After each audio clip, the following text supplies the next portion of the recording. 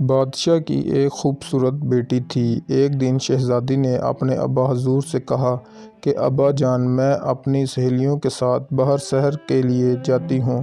بادشاہ نے اجازت دے دی۔ شہزادی اپنی سہیلیوں کے ساتھ چل دی۔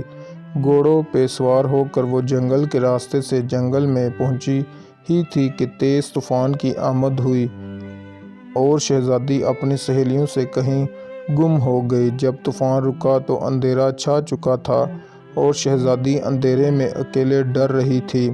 ادھر ادھر بھٹکتے ہوئے شہزادی کو جنگل میں تھوڑی روشنی دکھائی دی۔ وہ روشنی کی طرف چل دی۔ جب وہاں پہنچی تو کیا دیکھتی ہے کہ ایک حسین جوان اندر بیٹھا قرآن پاک کی تلاوت کر رہا ہے۔ جب جوان کی نظر شہزادی پر پڑی تو حیران ہو کر پوچھا کہ آپ کون ہو اور یہاں کیا کر رہی ہو؟ تو اس نے کہا کہ میں اپنی سہیلیوں کے ساتھ بھٹک گئی ہوں، مجھے یہیں رات گزارنے دو۔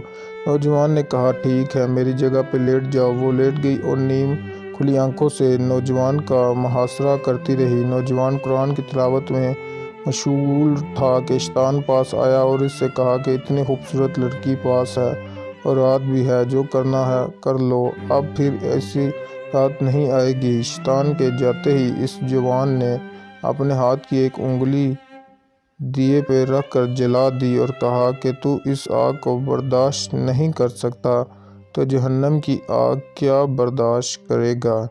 ایسے بار بار شیطان آتا رہا اور اس نوجوان کو ورگلاتا رہا اور نوجوان نے اپنے ہاتھوں کی ساری انگلیاں جلا دی۔ شہزادی دیکھ رہی تھی۔ رات کے آخری پہر شیطان آیا اور پھر لڑکے کو ورگلایا کہ آخری پہر ہے، حسین لڑکی ہے پاس، جو کرنا کر لو، پھر ایسی رات نہیں آئے گی۔ لڑکے نے اپنا سارا ہاتھ جلا دیا۔ شہزادی یہ ماجرا دیکھ رہی تھی اور سوچ رہی تھی کہ یہ ابھی بھی عزت خاک میں ملا دے گا، لیکن ایسا کچھ نہ ہوا۔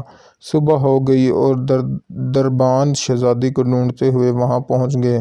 انہوں نے نوجوان کو بھی قید کر لیا۔ کچھ وقت گزرا ہی تھا کہ بادشاہ نے بیٹی سے پوچھا کہ بیٹی، اس نوجوان نے کوئی زیادتی تو نہیں کی؟ شہزادی نے اپنے ابا سے کہا کہ اس لڑکے کو بلاؤ، میں نے اس سے کچھ بات کرنی ہے۔ لڑکے کو بلایا گیا۔ لڑکے کے دربار میں خاص حاضر ہوتے ہی لڑکی نے ساری بات پوچھی اور پھر لڑکے نے ساری بات تفصیل سے بتائی۔ سارے دربان شہزادی اور بادشاہ ہکا بکا ہو گئے۔ شہزادی نے اپنے ابا سے کہا کہ میں شادی اسی جوان سے کروں گی۔ نوجوان راضی نہ ہوا کہ میری ایک بوڑھی ماں بھی ہے، اس کا خیال کون رکھے گا؟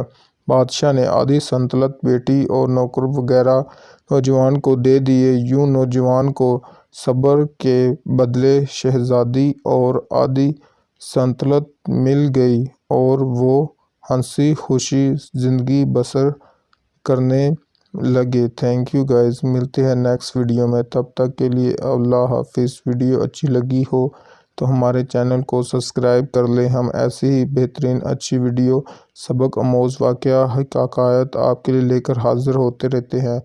اللہ حافظ۔